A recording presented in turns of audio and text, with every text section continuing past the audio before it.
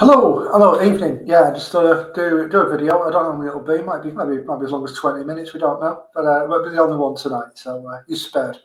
I hope we're all doing well. Yeah, halfway through the week as well. So I want to do a video here because I've been talking about this subject before, and it always makes me laugh when people are on the left-right paradigm.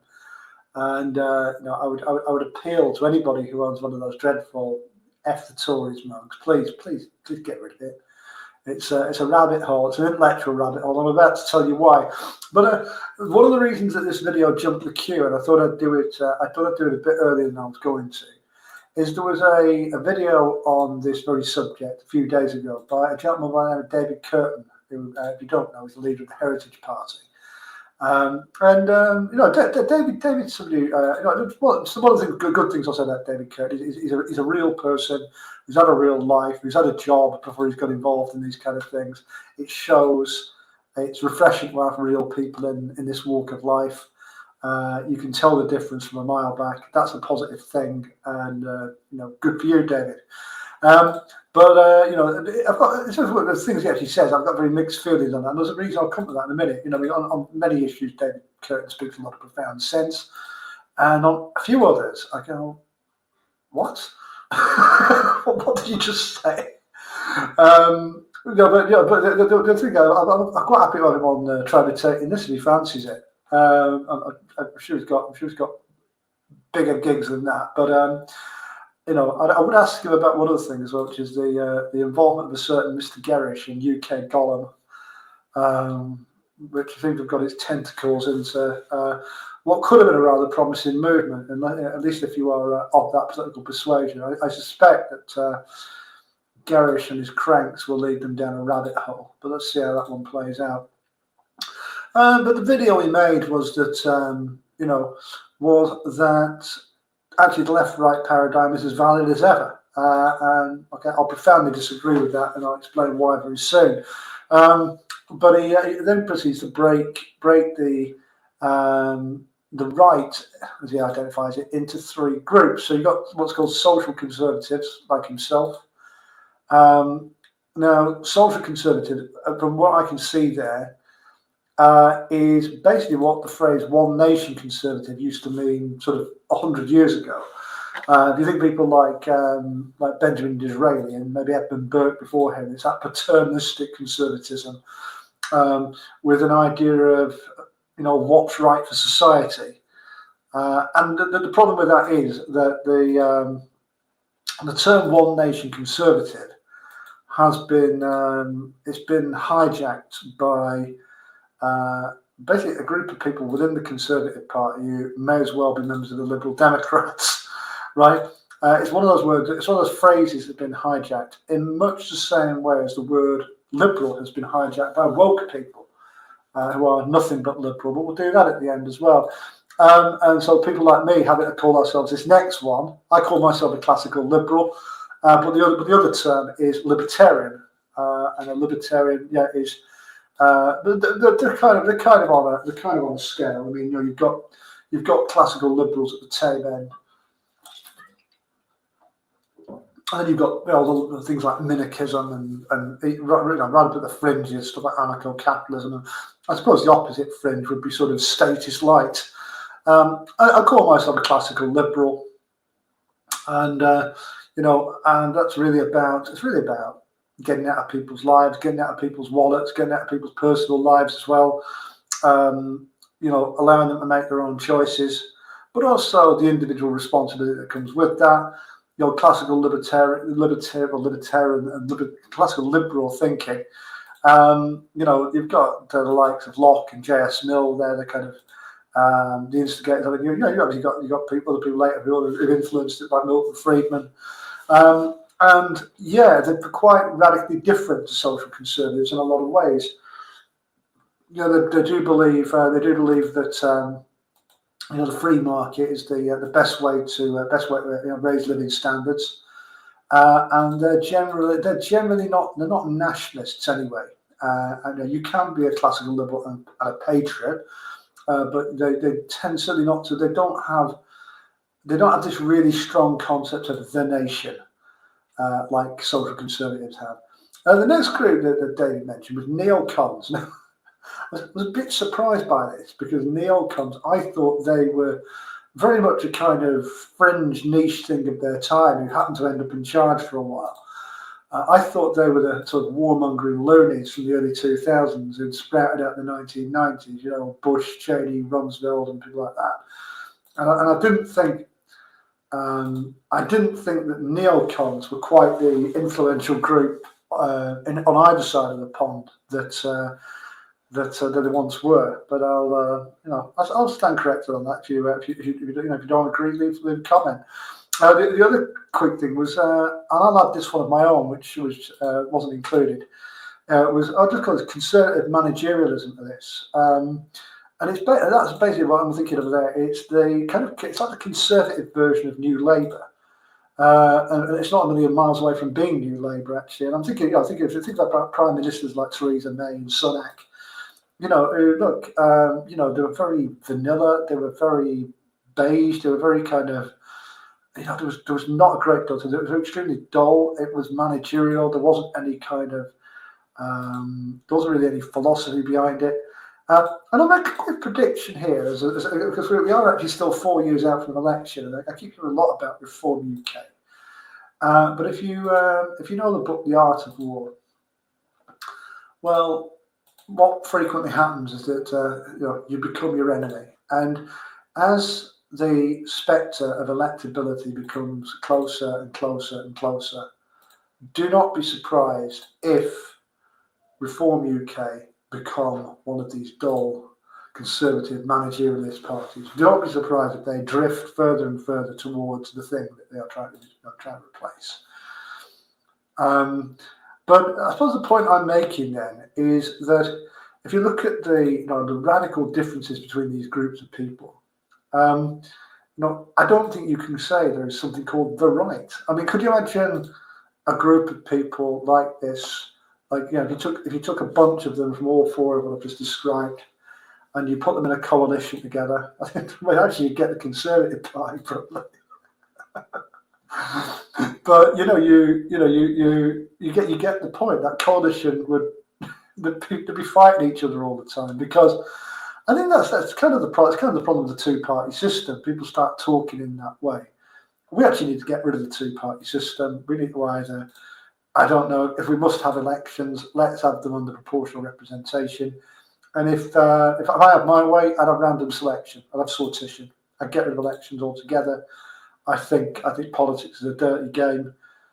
You get the odd good egg, like David Curtin in it, I guess. It causes one of the byproducts of the two-party system is these very unhealthy coalitions. And it's quite interesting because if you look at what you call the left, it's really the same thing. You've got the managerialist New Labour types, which would be like a mirror image of May or Sunak. They're not really for anything. It's about maintaining power for the sake of it. You've got just spoke standard European style social democrats. The people who want us to be like Denmark. There's a few old school socialists still kicking about. You've got Greens, who are an individual politics of their own. They've got they've got a kind of, it is very much a green socialism, a socially acceptable form of the Khmer Rouge, I guess.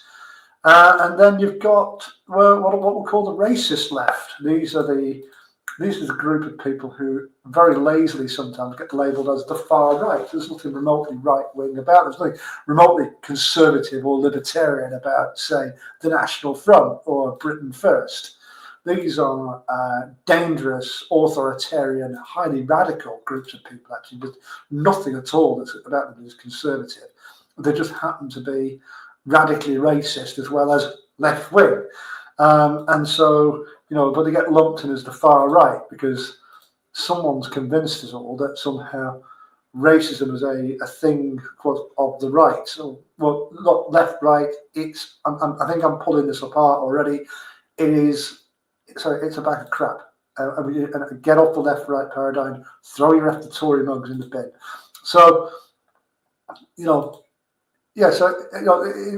what I think we do need is yes, we do need to sort of break this down in a different way because there are differences between all of these groups. But what's a more accurate way of looking at it? Well, I think we need two axes for a start. I don't think a left-right thing is going to do it. And I think that the old one on the Nolan chart was about economic freedom and social freedom. Now, I don't think that's necessary because I think I'm going to have two axes here. And if you've got a better idea, give us a shout about what you think these axes should be. But on the left-right axis, I'm going to have instinctive freedom. So I'm going to have either small state, large state, or libertarian, authoritarian on there. Because I think that very often these things come down to instinct, right? People make the mistake of saying that, left-wing groups are socially liberal. No, they're not. No, they're not. And that right-wing groups are authoritarian. Well, they sort of are, but they both are. They're two sides of the same coin, actually, because really, liberalism is not about promoting or advocating anything. The difference between woke people and, shall we say, very socially conservative people is, right, they both have their own form of wokery in a way. They just have different winners and losers. They just have different groups of people who they want to promote and push, and other groups of people who they want to kind of reduce to second-class citizen status and put and shove around.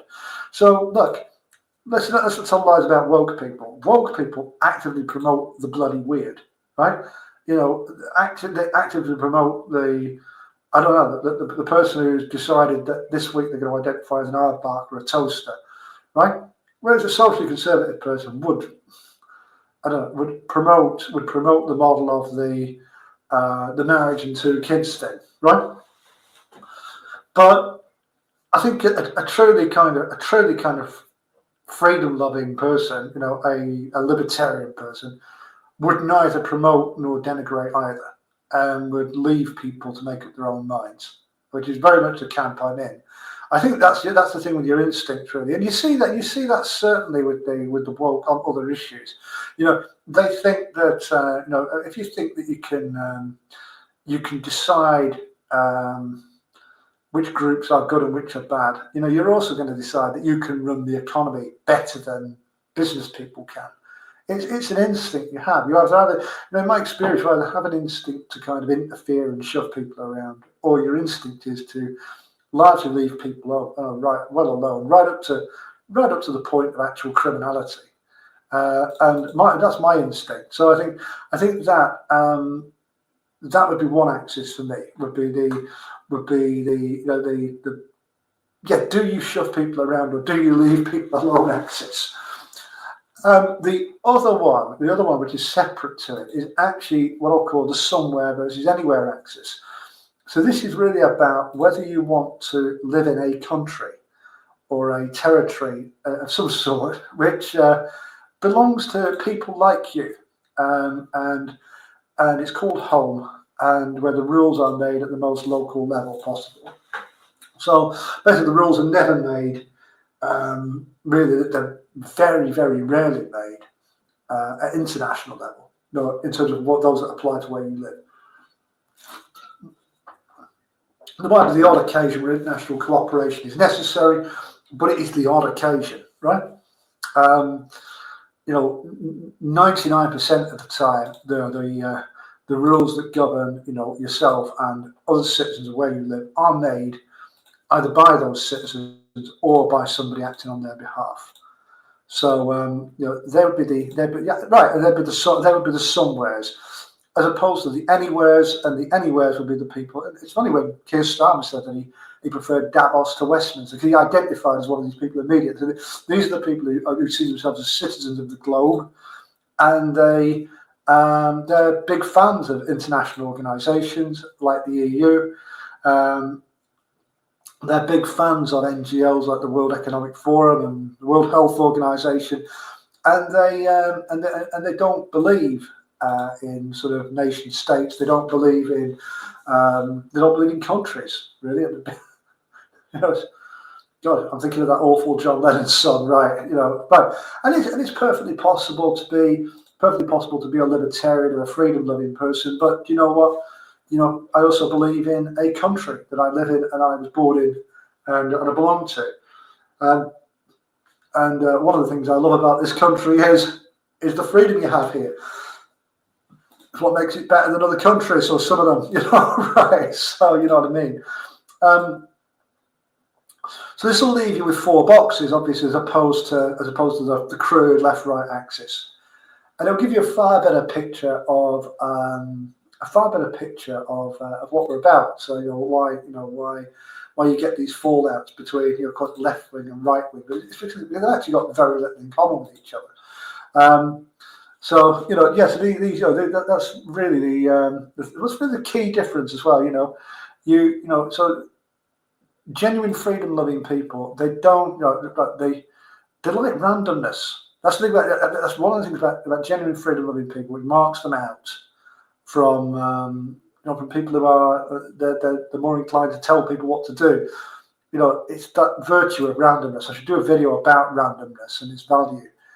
And if you are prepared to leave things random because you are, it might be economics, it might be people's personal situations, it might be their social situations, then that is the essence of what freedom is about. So I hope that's helped. Apologies if it's gone off at a few tangents there, but I hope that has helped, and I want to maybe expand on this again at some other point. But I would say, in summary, that look, the left-right paradigm, it's crude anyway, because there's more than one dimension to what people believe, and I would encourage people to think a bit more deeply than the left-right paradigm. Think about these things. Think about the freedom versus authority side, that question. And also think about the somewhere versus anywhere question, because they are separate and you can give different answers to both those questions. That's fine, but they seem to be the two paradigms that actually apply at the current time. And so, they would apply. They would certainly make more sense than some crude left-right thing. Because this is where the people that have the Tories most get rid of your the Tories mug. I'll say it again, and hopefully that makes some sense. So comments welcome, comments appreciated in the box below, and I'll catch you tomorrow night. Cheers, mate.